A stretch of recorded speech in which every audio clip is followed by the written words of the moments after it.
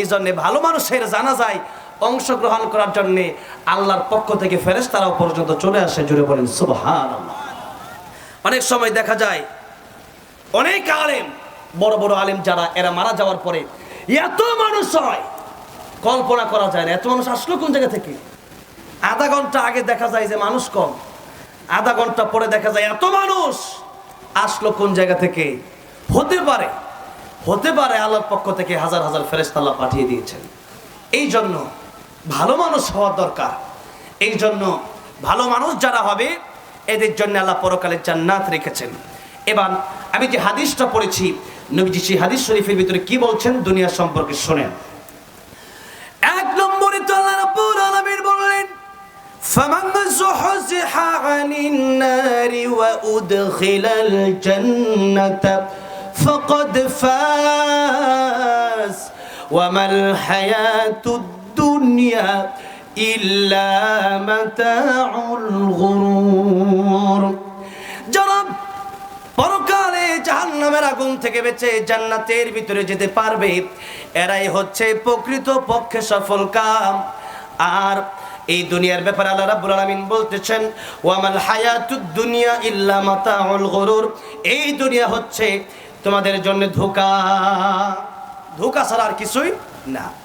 যেদিন কবরে চলে যাবেন, মাটির অন্ধকার ঘরে যেদিন চলে যাবেন, ডানে তাকাবেন মাটি, বামে তাকাবেন মাটি, উপরে মাটি, নিচে মাটির বিছানা, অন্ধকার ঘর যেখানে কোনো সাথী নাই, বাতি নাই, দরওয়াজা নাই, জানালা নাই, এত গহীন ঘরে যখন আপনারে মানুষ নিয়ে রেখে আসবে, 40 কদম মানুষ জানাজা পড়ে আসতে আসতেই ফেরেশতা কবরে চলে আসবে। আবার আপনার রূহ আপনার ভিতরে দেওয়া হবে, আবার আপনাকে জীবন দেওয়া হবে কবরের ভিতরে।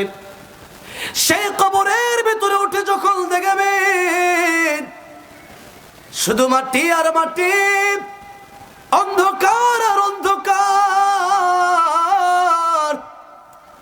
সেদিন চিন্তা করবেন এত টাকা, এত পয়সা, এত বাড়ি, এত গাড়ি, এত মিল, এত কারখানা, এই সব কিছু তো দুনিয়াতে রেখে আসলাম, কিছুই তো আমার সাথে কবরে আসে নাই।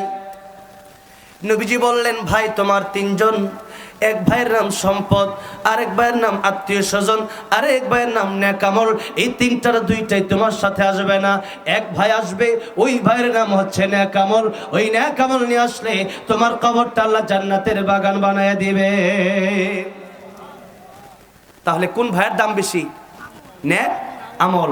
কিন্তু আমরা নেক আমলের দিকে আজকে পাল্লা দেই না।